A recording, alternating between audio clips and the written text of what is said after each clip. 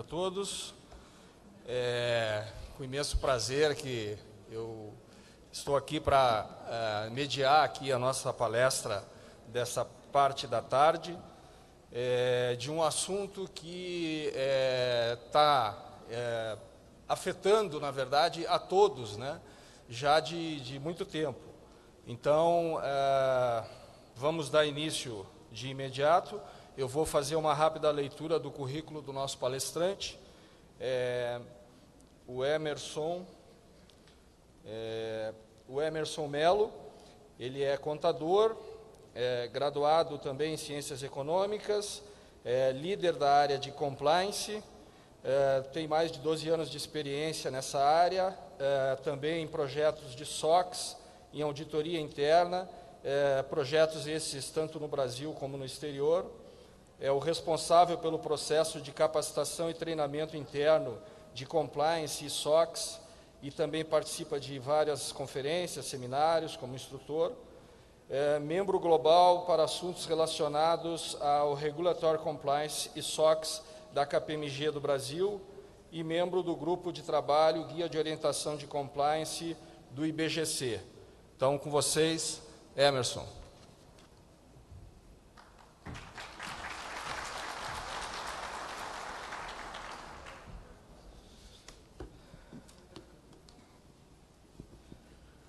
Boa tarde, pessoal, tudo bem? É um prazer estar aqui com vocês hoje.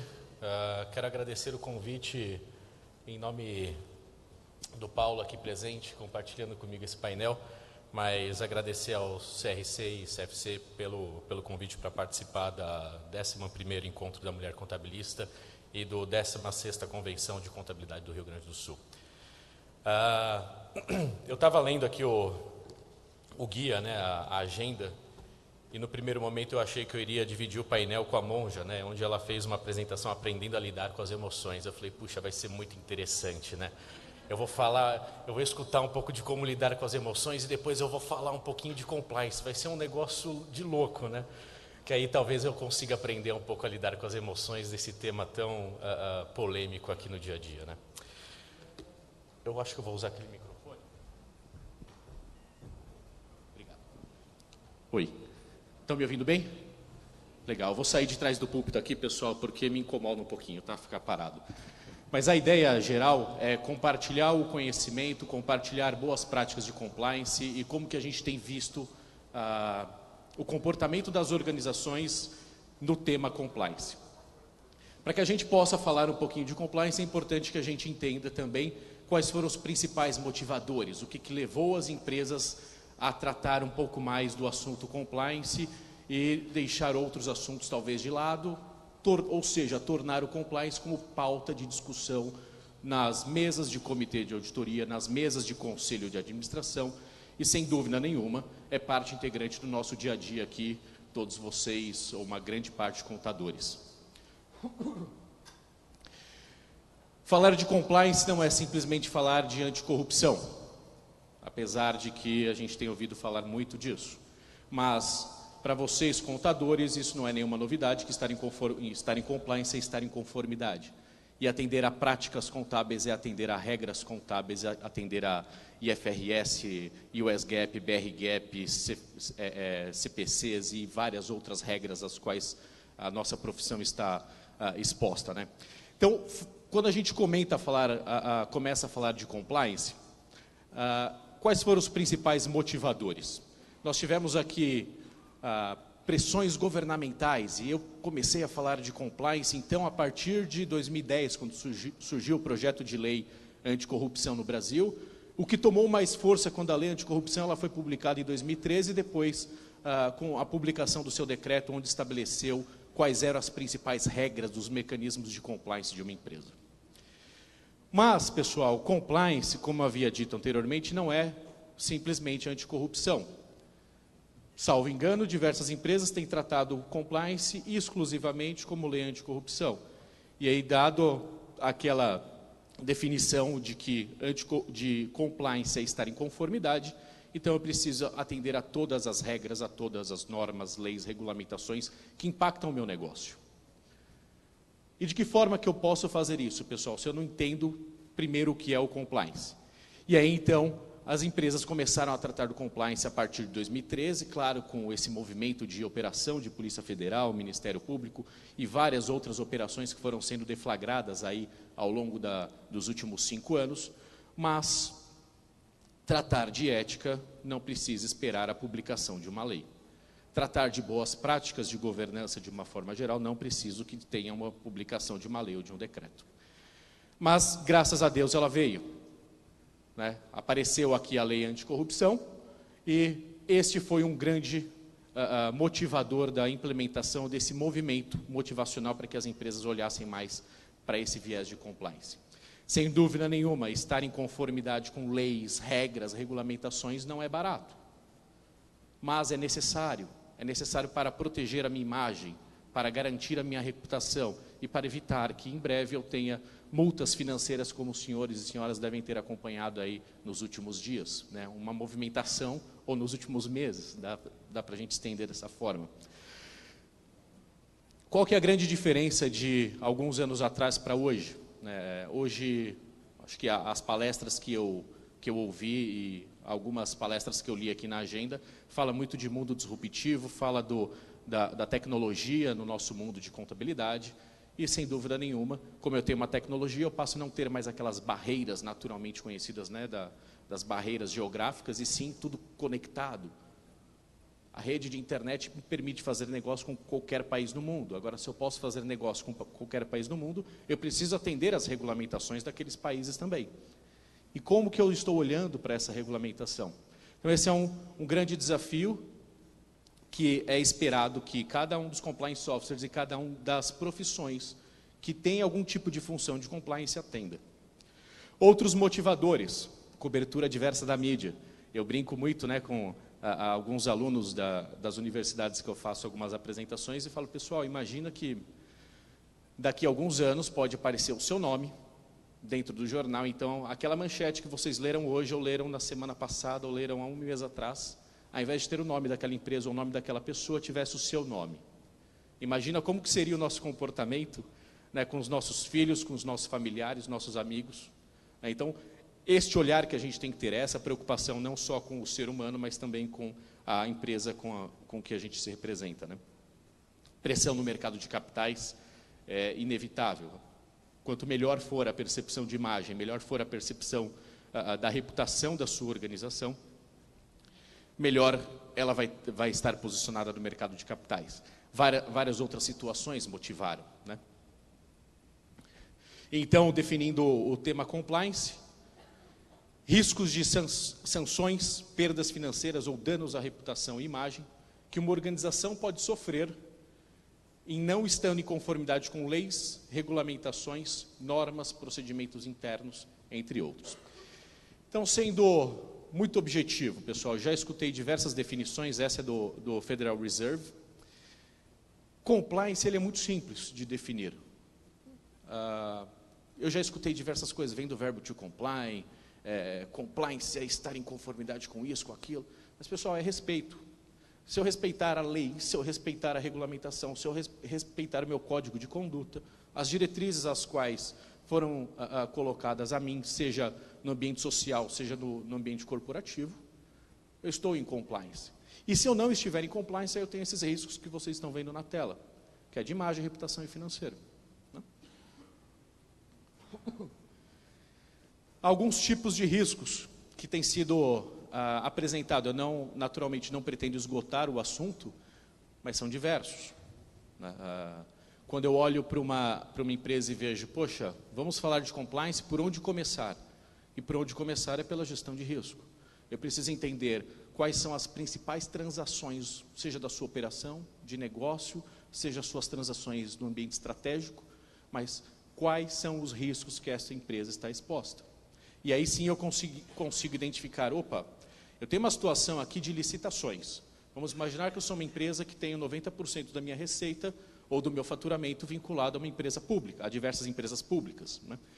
Ou seja, significa que, se a lei anticorrupção brasileira ela determina o relacionamento público-privado, significa então dizer que eu tenho um risco maior de não conformidade, porque eu tenho mais de 90% do meu faturamento dependente empresa pública. Então, eu preciso aumentar meus olhos para aqueles processos, para aqueles mecanismos de controles, para que eu possa ter um pouco mais de segurança. E essa segurança não é simplesmente para mim, executor do processo, mas passa pelas 3 linhas de defesa. E aí, portanto, licitações seria um processo extremamente crítico que eu preciso ficar atento. Outro ponto, fiscalizações, licenças, o aspecto em aduanas e vários outros temas, pessoal. Estar em conformidade não é simples, mas para que eu possa responder essa pergunta, se eu estou ou não em conformidade, eu preciso conhecer as minhas transações. Teve um presidente de uma empresa, ele estava num processo de transição e ele resolveu me chamar para a gente conversar um pouquinho e entender como que ele poderia fazer essa transição de forma tranquila para o próximo presidente. E a pergunta dele, Paulo, foi: Emerson, eu gostaria de saber se eu estou em compliance. Eu fiquei bastante surpreso com a pergunta, pessoal. E parece algo simples, né? Mas de bate-pronto eu falei para ele: olha, você não está. Por mais que a sua operação tenha investimento suficiente sobre o tema compliance, por mais que você esteja 100% aderente a todas as normas, você que é o executivo principal desconhece e você não consegue se comunicar com o seu conselho. Ou seja, o seu conselho de administração não participa nas decisões de compliance e você como executivo principal também não. Então você não está em conformidade. Certamente tem alguma coisa aqui que não está funcionando bem e você vai ter alguns riscos materializados em breve. Essa empresa teve, né, alguns riscos materializados aí, não tem nada a ver com operações de Lava Jato. Outros temas fundamentais, né, vazamento de informação ou informação privilegiada. A gente escutou aí uma história recente, né, de vendas de dólares, né, vendas de ações, viagens e entretenimentos, consultores, advogados, terceiros, pagamentos em dinheiro ou em espécie. Pessoal, eu preciso entender com quem eu estou transacionando, né? Preciso entender aonde estão os riscos para que eu possa definir o meu programa de compliance. Nesse slide eu trouxe alguns temas relevantes que geralmente têm preocupado as empresas. Tem outros não menos importantes, mas assédio moral, assédio sexual, discriminação, trabalho escravo, trabalho infantil. A região sul ela é muito conhecida, né, pelo agronegócio, assim como o interior de São Paulo. E, pessoal, trabalho escravo e trabalho infantil, como eu monitoro todas as fazendas que eu opero? Certamente não é só nesse tipo de negócio, mas é um risco talvez mais forte, que eu preciso estar atento, estar em conformidade com a lei. E para cada um desses riscos, eu tenho que avaliar qual que é efetivamente o impacto desse risco dentro do meu negócio. E então, qual a vantagem de eu implementar um programa de compliance ou um sistema de compliance? Eu não vou entrar aqui no mérito se é programa ou sistema, tá? Mas vamos entender aqui como o conceito de compliance geral. Estar em conformidade, como eu mencionei, ele significa você respeitar as regras, as leis, as regulamentações no ambiente interno ou no ambiente externo. Se eu tenho isso como premissa, significa que eu tendo um programa de compliance que ele funcione de uma forma efetiva, então eu protejo o meu board. O conselho de administração está protegido. Bom, significa que se o conselho está protegido, os executivos também estão. E se os executivos estão protegidos, significa que eu, no menor nível hierárquico dessa organização, também estou protegido. Mas estou protegendo também todos os stakeholders, todos os shareholders, estou protegendo toda a minha cadeia de valor dentro da minha operação. E se eu tenho todos esses mecanismos de proteção, significa então que eu tenho um negócio de valor. E aí, muitos me perguntam, talvez ao final tenhamos aí um espaço para perguntas, mas já recebi perguntas no sentido de que, Emerson, qual que é o tamanho ideal de uma área de compliance? Quantas pessoas eu devo ter para cuidar de compliance? Né? Qual é o valor que eu preciso ter aqui de orçamento para lidar com compliance? E não existe, pessoal, uma resposta pronta. Cada empresa tem o seu perfil. Cada empresa tem um perfil de riscos. E são aqueles riscos que eu tenho que mitigar. E aí vai depender de um outro fator, que foi dito muito, né, na apresentação anterior, de disrupção, de tecnologia. Quanto maior meu ambiente, quanto mais integrado, quanto mais informações eu tiver de forma íntegra no sistema, menor a exigência de pessoas executando processos operacionais a todo momento e de forma talvez ineficiente. Se eu tenho um sistema que me gera essa informação, talvez eu consiga ter algo mais rápido. E aí, quando eu olho aqui, na vertical, né, eficácia da estrutura de compliance versus a eficácia operacional, eu já ouvi muito dizer, infelizmente, eu escuto alguns comentários que eu não gosto, mas às vezes eu tenho que ficar quieto também, né? Mas falaram assim, poxa, Emerson, a área de compliance é uma área de prevenção a vendas. Não, não é. E sabe por quê, pessoal, que foi dito isso? Simplesmente porque eu gostei muito da apresentação anterior, o finalzinho que eu peguei, falava, a gente tem que fazer as coisas de forma diferente, nós temos que mudar a forma como a gente faz negócio hoje. E se eu acho que fazer negócio trocando informações com o meu concorrente, ou obtendo vantagens indevidas dentro de um processo concorrencial, isso é legítimo para a minha operação? Sinto muito, essa empresa que pensa dessa forma vai deixar de existir a longo prazo, talvez no médio. Agora, se eu pensar num equilíbrio de eficácia operacional, em que o compliance, pessoal, não é simplesmente aquela área que todo mundo vê como uma área que impede os negócios, mas sim uma área que participa, em que ajuda, né, compartilha de informação, compartilha o risco, dizendo, operação, um minutinho, para que você consiga fazer essa transação que é extremamente importante, está alinhado ao nosso objetivo estratégico, você precisa seguir essas normas e eu vou te ajudar. Se essa transação é importante, eu vou te ajudar para que a gente consiga fazer e atingir os nossos objetivos. Esse é o papel do compliance. Essa é a função do compliance nos dias de hoje. E não simplesmente falar, olha, você não pode, tchau. É muito comum, né? A gente vai perguntar alguma coisa para uma área de compliance e fala, olha, eu gostaria de fazer essa você não pode porque está infringindo a lei tal. Mas não vem a contrapartida de forma proativa dizendo, ok, eu não posso desta forma, mas de que forma que eu consigo viabilizar o negócio seguindo as boas práticas, seguindo as regulamentações existentes, seja no Brasil ou no exterior. Então é esse mecanismo, pessoal, que a gente precisa equilibrar no momento de estabelecer uma prática de compliance.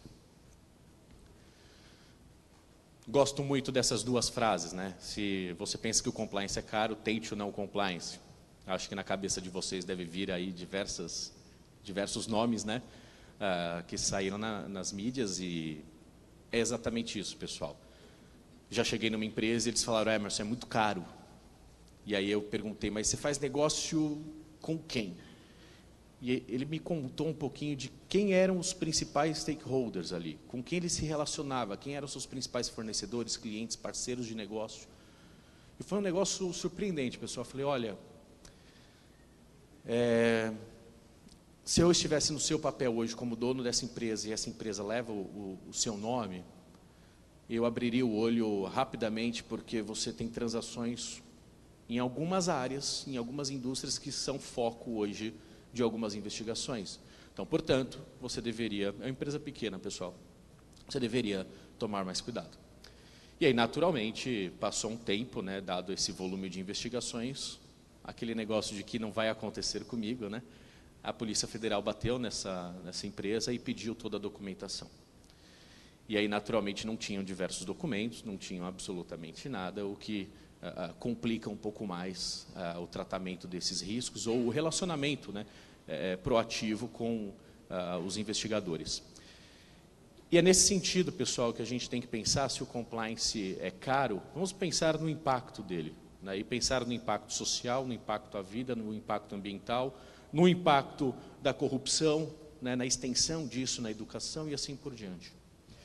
E uma outra frase que eu gosto muito, apesar dela ser de 2006, e isso foi proposital, a apresentação ela não é antiga, para cada $1 investido significa que eu consigo economizar $5 com o custo de ilegalidades ou o custo que eu teria para me proteger com um ambiente legal. Né? Imagina nos dias de hoje, pessoal, com essas cifras que a gente tem visto. Esse número é infinitamente maior. Eu não tenho a menor dúvida. Porque hoje eu não respondo pelos meus atos simplesmente aqui no Brasil. Eu respondo lá fora também.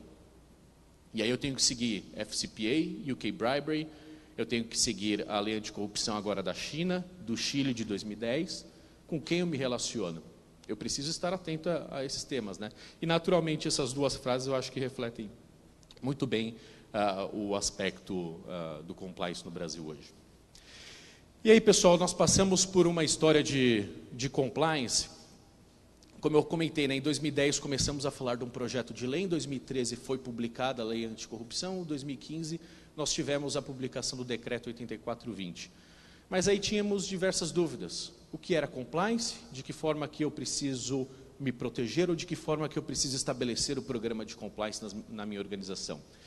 E então, partiu da KPMG, um conjunto de profissionais se reuniu e falou, olha, vamos tentar responder a pergunta de mercado, a pergunta dos executivos, independente da função que ele ocupe.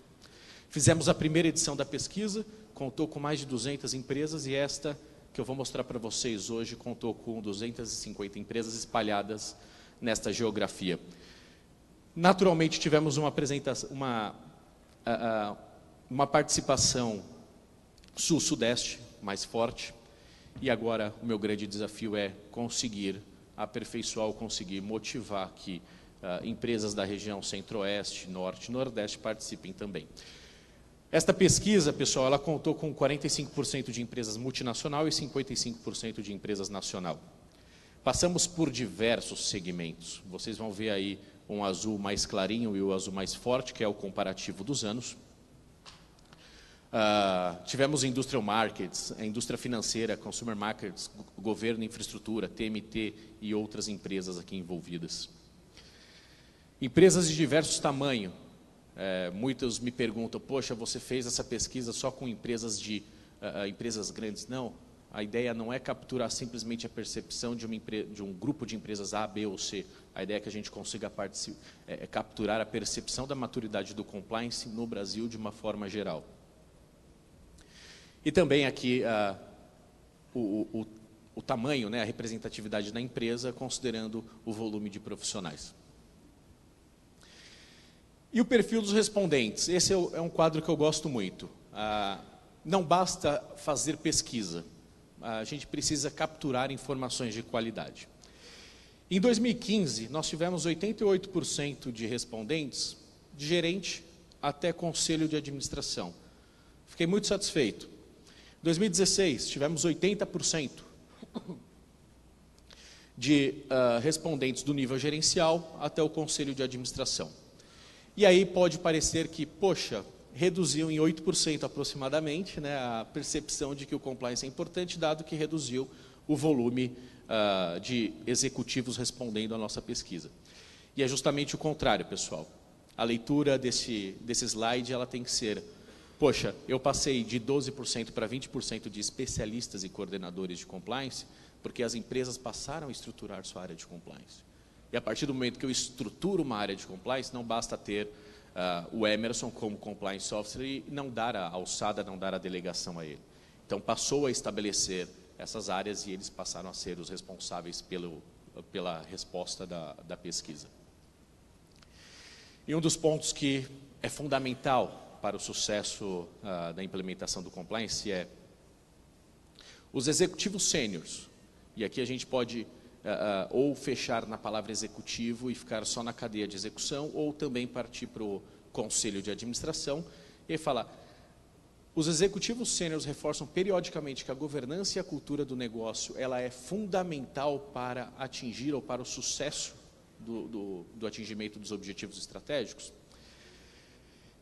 58% em 2015 falaram que sim, 64% em 2016 falaram que sim. Um número drástico, pessoal, drástico. 64% apenas dos executivos entendem que o compliance ele é fundamental para o sucesso do meu negócio. E aí a gente fala, poxa, para alguma coisa dar certo tem que ter o tone at the top, né? Tem que ter aquela mensagem da liderança, liderar por exemplos. Mas se eu tenho uma camada aqui, um pouco mais de 30%, que entende que não é importante, significa que eu tenho 30% aqui de empresas no Brasil de uma forma geral, com uma dificuldade tremenda de implementar o compliance. Por quê? Porque não existe a percepção de que esta função ou que fazer a gestão desses riscos ela é fundamental para o sucesso do negócio. Isso está mudando, né? Mudou de 58% para 64%, mas está muito baixo. E está muito baixo porque se a gente comparar com os anos da pesquisa, foi 2015, 2016, no finalzinho de 2016, é quando estava no turbilhão, né, das investigações, turbilhão de movimentos de Ministério Público, Polícia Federal, e mesmo assim a percepção ainda é aquela de que esse negócio ainda não vai bater a minha empresa, né, não vai chegar até mim. Mas espero que todos estejam conseguindo ler. Caso não, eu vou passar pelos principais pontos. Tá aí, o material todo está disponível na internet, depois pode ser compartilhado com os senhores. Um dos principais pontos, como eu mencionei, para a gente ter um bom sistema de compliance é saber quais são os riscos que eu estou gerindo. E aí eu fiz uma pergunta para os executivos no sentido de que, poxa, vocês estão fazendo gestão do seu negócio com base em risco? Né, o que a gente chama muito na contabilidade, na auditoria de risk-based approach. Qual que é a sua abordagem aqui dentro do negócio? E aí, 53, não lembro agora. 58, legal. 58% dos executivos falaram que sim, estou fazendo gestão de risco de forma eficiente. Mas 42% falaram que tem o programa de compliance, mas não tem uma gestão de risco. Significa dizer, pessoal, que o programa de compliance dele não é efetivo. O programa de compliance dele não serve para muita coisa. Porque ele pode estar tratando de um risco que sequer ele tenha. Então eu preciso, antes de mais nada, entender quais são os riscos. Né? Em uma apresentação com um público infinitamente menor, que foi para um colégio em São Paulo, eu estava perguntando lá, colégio, mas tinham executivos, né, um colégio de finanças. E eu perguntei, pessoal, quantos de vocês utilizam o cinto de segurança no banco traseiro? Para minha surpresa e de vocês, eram aproximadamente assim, 40% utilizava, 60% não. E aí eu imagino, poxa, se sequer essas pessoas fazem gestão do risco à sua vida, vão cuidar da sua empresa, né? E eu fiz esse comparativo com eles, não gostaram muito, mas é uma realidade, pessoal. E não é porque assim eles não fizeram a gestão de risco porque eles negligenciaram, é porque eles não sabem do risco, o que é pior. Né? Quando você sabe do risco e não cuida, você tem um apetite para aquele risco. Agora, sequer você sabe qual o risco do seu negócio, né? Fiz uma outra analogia, falei, poxa, quantos de vocês levam laptop no banco traseiro? E aí todo mundo levantou a mão. Falei, agora vocês sabem quanto que pesa um laptop de até 2 kg numa batida 60 km por hora? Né, pode chegar a meia tonelada. Né? Imagina isso na sua nuca, numa batida de carro, você está morto. Então, analisar os riscos nessa ótica, né, parece um pouco assim, meio maluco, né, meio paranoico, mas eu preciso conhecer, pessoal. Caso contrário, eu não sei qual que é o risco de materialização daquele impacto. E essa é a importância. Não dá para a gente começar um programa de compliance sem ter uma boa gestão de risco. E quando nós perguntamos, então, quais são os principais riscos para esses executivos, uma boa parte aqui, mais de 70% com risco trabalhista previdenciário. Uma outra parte mencionou práticas contábeis. Alguém está surpreso? Um pouco menos de 70% falou de prática contábil. Alguém ficou surpreso com esse risco? Pois é, pessoal, eu também não. Mas eu não fiquei porque eu tinha lido uma outra matéria de uma organização chamada ACFE. E eles publicaram, fizeram um estudo de mais de 2.400 casos de fraude. Desses 2.400 casos de fraude, na média, as fraudes que geraram maior impacto financeiro, aproximadamente de $1 milhão cada uma das fraudes, era fraude contábil. Ganhava disparado das demais. Né? E aí eu, fazendo uma analogia, né, o pessoal me pergunta, poxa, Emerson, como é que aquela empresa X assim, sem referência a qualquer empresa, tá? Caso prático 1, por exemplo, como é que aquela empresa tal, ela está envolvida nesses escândalos todos, sendo que tinha código de conduta, tinha canal de denúncia, tinha um programa de compliance, tinha uma auditoria interna. Falei, poxa, isso significa dizer então que na contabilidade não deveria ter mais nada, né? Se é por uma questão de maturidade, né? Há quanto tempo existe, né, uma área contábil, alguém cuidando dos números, né? Acho que desde que existe a humanidade, né? Tem alguém olhando para os números, né? Claro que com uma ótica diferente. Então, pessoal, ter a área não significa que vai funcionar. Aí eu remeto aquele número anterior do Tony the Top. Você tem uns 60% de executivos que apoiam, naturalmente, nesta empresa, a percepção de que naquela área pode ter alguma situação de risco, ele vai ter um investimento maior, vai ter uma proteção maior. Naqueles 40% que não entendem que tem um risco ali nas práticas contábeis, vai passar. Tributário, trabalhista aqui no Brasil, poxa, é um risco altíssimo, né? E é dificílimo você ter uma área bem estruturada para cuidar desse tema. E aí, pessoal, vamos imaginar então que essa empresa já tem uma boa gestão de risco, já sabe tudo o que ela quer fazer de compliance. Ah, legal, agora então eu preciso estruturar uma área de compliance para me proteger. E a pergunta foi, você possui uma estrutura dedicada para o tema compliance? 44% das empresas mencionaram que possuem uma estrutura de compliance. Imaginando que já tem uma gestão de risco, tá, pessoal?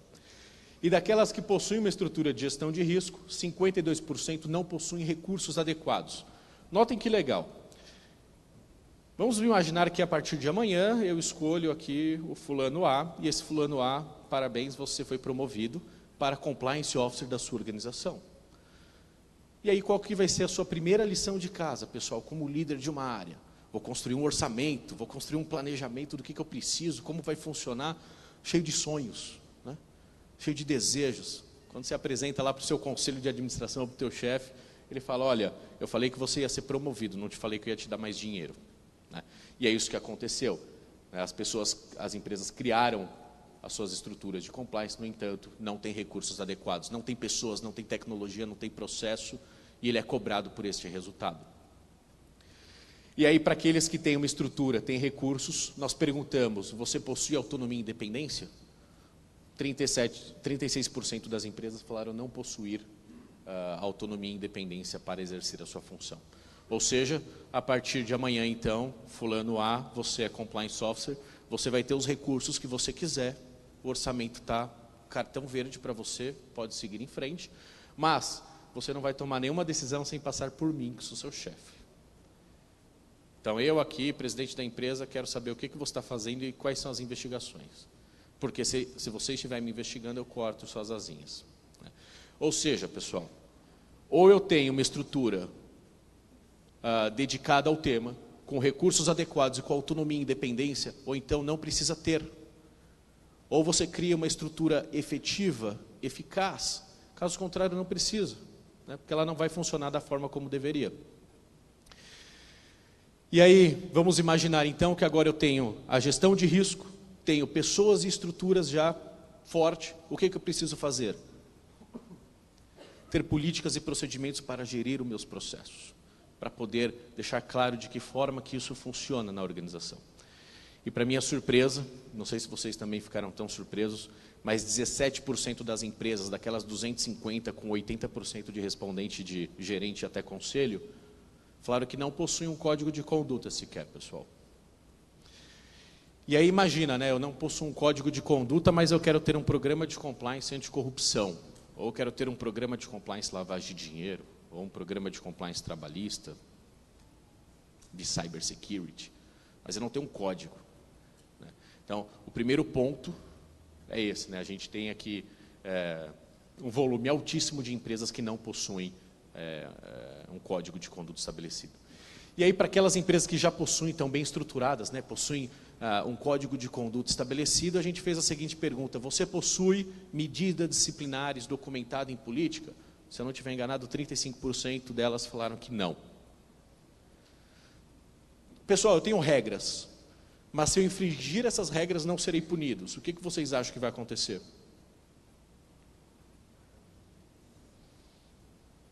Vai dar ruim, né? O pessoal não vai seguir as regras, infelizmente. Mas, infelizmente, pelo estágio de maturidade que nós estamos hoje.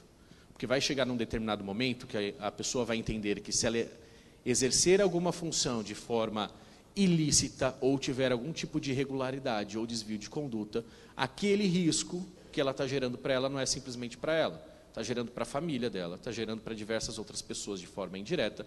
E, portanto, pessoal, eu não preciso mais necessariamente ter uma medida disciplinar documentada, porque ele vai ter a maturidade suficiente para perceber o risco.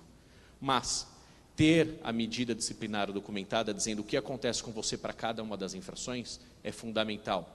Isso faz com que as empresas tenham a mesma tomada de decisão, independente do nível hierárquico. Vamos imaginar aqui, numa breve ilustração, sem qualquer juízo de valor quanto às funções e cargos, mas imagina que um estagiário ou um trainee, ele faça algum tipo de desvio, cometa um desvio de conduta ou um ato ilícito. O que vocês acham que aconteceria com ele num processo de julgamento interno ou um processo de investigação interna dessa organização? Ele ficaria empregado até quando, pessoal? Até o dia que descobre, né? Depois ele estaria na rua. Mas imagina que é um diretor comercial que bate recordes ano após ano. Ele é capa de revista. Ele é cobiçado por todas as empresas. Todo mundo queria ter aquele diretor comercial porque ele vende muito. E ele cometeu um desvio de conduta. E esse desvio de conduta que foi igual o desvio de conduta aqui do trainee ou do estagiário. O que aconteceria com ele, pessoal? Você não tem uma medida disciplinar, você não tem um programa de compliance forte. Poxa, o cara vende muito, né? Vamos deixá-lo aí. Vamos ver se isso vai se repetir. Então, para que não haja desvio de conduta no julgamento ou no processo de investigação, temos que ter aqui as nossas medidas disciplinares bem documentadas. Então, passamos por gestão de riscos, na verdade, governança, depois gestão de riscos, depois falamos de políticas e agora de estruturas e pessoas, né? Falamos agora de políticas e de que adianta ter todas as políticas, ter código de conduta sem ter qualquer tipo de mecanismo de comunicação. Diversos executivos já reconhecem que a comunicação é um dos meios mais eficientes para ter um programa efetivo de compliance. Passei por diversas empresas e diversos congressos, em alguns deles no exterior, onde tive a oportunidade de compartilhar com alguns compliance softwares de empresas fora do Brasil. Eles falaram: Emerson, um bom programa de compliance não é aquele que você possui diversos mecanismos implementados, porque isso é fácil, mas é aquele em que você tem um one voice na sua cadeia hierárquica, ou seja, você tem aqui o conselho de administração com a mesma percepção do menor nível hierárquico da sua organização. Claro que guardadas as proporções, mas você tem one voice, todos sabem dos riscos aos quais a sua atividade pode gerar para o seu negócio. Isso é importante. Então, comunicar e treinar, pessoal. Quantos têm filhos aqui? Por favor? Legal. Vocês alguma vez deixaram de repetir alguma coisa que é importantíssima para os seus filhos? Para o processo educacional? Certamente não, né? Caso contrário, estaria negligenciando a função de pai, de mãe, né? Mas, pessoal, é igual educar filho. Quando a gente fala de compliance ou fala de algum tema novo, né, alguma política nova que lançou, alguma gestão de risco que eu tenho que fazer de forma adequada, é comunicar. E comunicar de forma regular e frequente. Quanto mais eu comunico, mais aquilo vai entrando na minha cabeça. Mais aquela percepção de que, olha, isso aqui é importante, de que fazer essa gestão de risco é bom para o meu negócio. E poucas pessoas sabem que se a empresa não faz a gestão de risco, no final do dia quem perde? Cada um dos colaboradores, né? Porque você vai tirar do seu bônus, do seu PLR, né? Da sua participação dos lucros. Então, feito tudo isso, passamos ali pelos mecanismos de prevenção, né? Passando agora pelos mecanismos de detecção, análise de dados e tecnologia, monitoramento e testes. Pessoal, vamos imaginar que você tenha uma boa governança estruturada, você tem uma boa gestão de riscos, uma boa estrutura de pessoas e processos para tratar dos riscos de compliance. Políticas e procedimentos, e comunicação e treinamento constantes, ou seja, a tua base está bem formada. Significa dizer que, à luz dessa metodologia que a gente está considerando, 50% do todo, a base é prevenção. E por que isso? Quanto mais eu previno, melhores são os mecanismos, mais rápido eu posso identificar um desvio ou prevenir que ele ocorra no curto prazo. Mas ter mecanismos de detecção como esses que eu mencionei, de análise de dados, tecnologia, monitoramento e teste, são fundamentais. Por quê? Na prevenção você não vai capturar tudo. Pode ser que passe alguma coisa. E se passar, você precisa ter uma segunda linha de defesa aqui. Essa segunda linha de defesa são os mecanismos de detecção. Tá? Não estou falando das linhas de defesa de governança corporativa. E aí, quando a gente pergunta, olha, você possui aqui mecanismos de monitoramento e teste, 42% das empresas não possuem sistemas de monitoramento. Puxa, que interessante, né? Fiz um baita investimento aqui em compliance, construí uma área enorme, tenho sistemas, agora se ele é efetivo ou não me importa. Eu quero saber só que eu tenho e estou reportando para o mercado que eu possuo essa área para lidar com esses riscos. Então, não dá mais, pessoal. A pergunta que eu mais escuto no mercado hoje é: Emerson, eu preciso saber como eu vou medir ou como eu vou monitorar a efetividade do meu programa de compliance. E por que isso? Não é simplesmente porque ele quer, não é simplesmente porque está escrito nas boas práticas. Sabe aqueles investidores que a gente mencionou lá atrás, que são motivadores para implementar o programa de compliance? Eles estão preocupados com isso. As autoridades estão preocupadas com isso. E a única forma da gente ter algum tipo de benefício em eventual, ou benefício mesmo, né, um benefício legal em eventual investigação, é você ter um programa de compliance efetivo, ou programa de integridade. E se você não tem mecanismos de monitoramento, naturalmente, você não vai conseguir demonstrar isso, né? Em termos de report, pessoal, uma boa parte das empresas aqui respondeu que, olha, eu tenho um bom nível de report, eu acho que aproximadamente 35%, 37%, falaram que reporta para um nível com independência e autonomia. Mas o que me chama a atenção é que existe ainda muita dúvida no mercado dizendo, olha, o meu compliance aqui fica junto com o jurídico, olha, o meu compliance aqui fica junto com o RH, ou o meu compliance aqui fica junto com o diretor financeiro. Pessoal, o compliance ele é uma função assim como qualquer outra. E não deve ter qualquer tipo de sobreposição de funções. Se eu tenho alguém exercendo dupla função, em algum momento a função que ele executa, ele pode não estar em conformidade. E se ele não está em conformidade com ele mesmo, significa que ele vai negligenciar aquela operação. Vamos imaginar que eu, dentro da minha função do jurídico, eu cometa um desvio numa análise de um contrato, e aí, portanto, quando eu for fazer o meu monitoramento em teste, aquela amostra específica não vai cair, porque aquela amostra quem fez fui eu, e eu que vou avaliar, ou eu vou avaliar como efetivo, ou eu vou tirar ela da amostra. Então, a gente precisa ter uma área de compliance bem estruturada, com todos aqueles mecanismos de prevenção, mas com uma linha de reporte independente. Existem já boas práticas dizendo que o compliance eficiente, nesse viés aqui de reporte, é aquele compliance que reporta direto para o conselho de administração.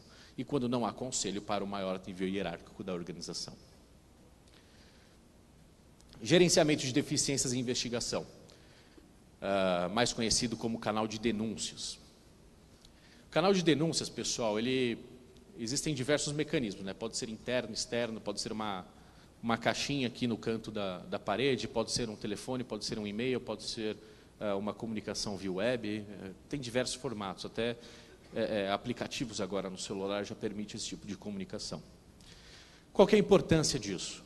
A importância do canal é você perceber o desvio no momento em que ele ocorreu. Se você descobre um desvio via canal 1 mês, 2 meses, 1 ano depois, pessoal, me desculpe, não dá mais tempo para investigar.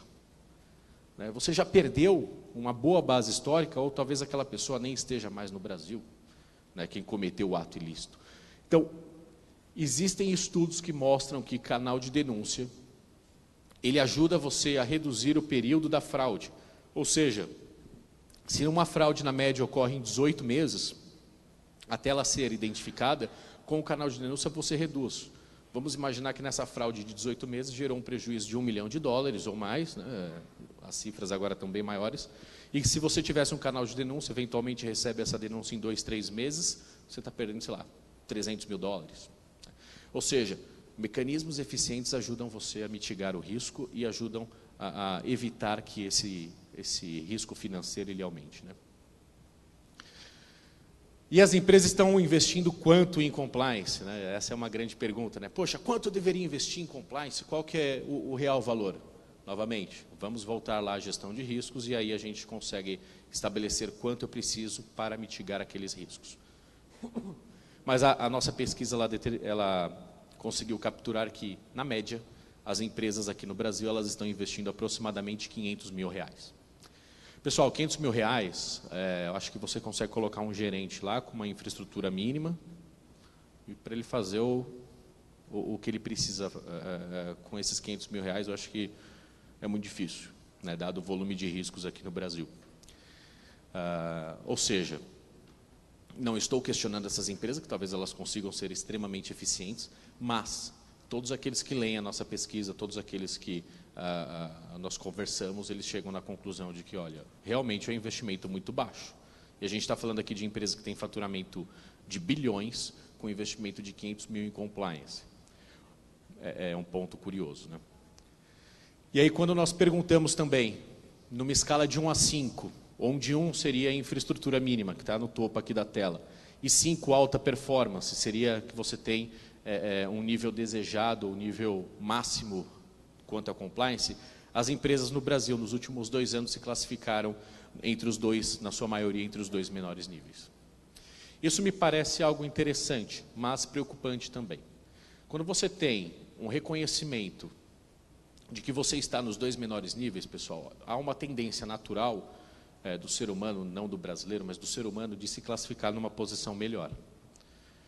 E se eu tenho aqui aproximadamente 50% no primeiro ano e 40% no segundo ano, significa que eu estou me classificando num nível um pouquinho maior, mas quando você vai efetivamente se submeter a um programa de avaliação de efetividade do programa de compliance, isso certamente vai ter um nível abaixo. Tá? Qual que é a grande mensagem com isso? Nós temos uma longa jornada, pessoal. A jornada ela não acaba agora, está começando, e um bom programa de compliance, ele não vai estar implementado em 1, 2, 3 anos. Dependendo do tamanho da empresa, ele pode chegar 10, 15, 20 anos, porque o volume de riscos é altíssimo. Mas evitem cópias, evitem entender que o programa de compliance de uma empresa cabe na sua, não cabe. Né? Cada um tem que usar a roupa que lhe cabe, a roupa que lhe veste. Né? Se eu usar uma G, vai ficar legal em mim, mas se eu usar uma PP, não vai. Aquele programa de compliance PP não funciona para uma empresa GG. E aí é essa percepção que a gente tem que ter. E como mensagem final, pessoal,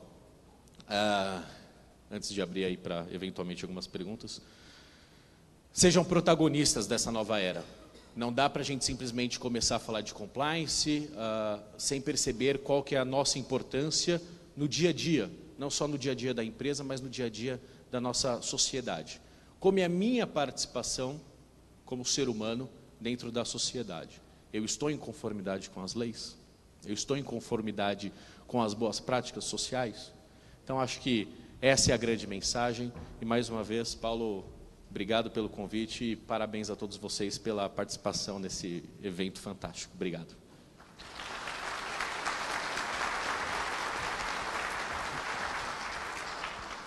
Ok, obrigado, Emerson. Obrigado.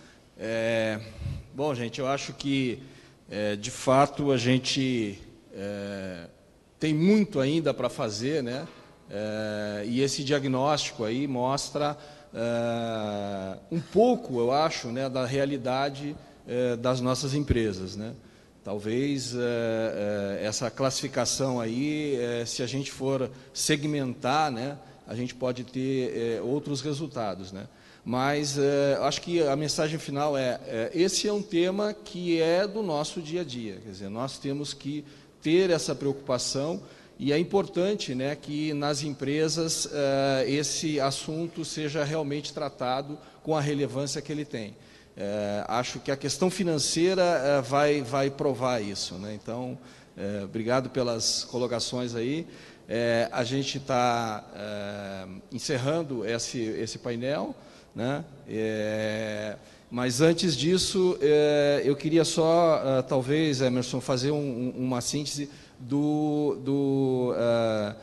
o que fica, né, para os profissionais da área contábil dentro desse panorama que tu traçou, assim, em rápidas palavras, só para a gente fazer um fechamento aí do tema.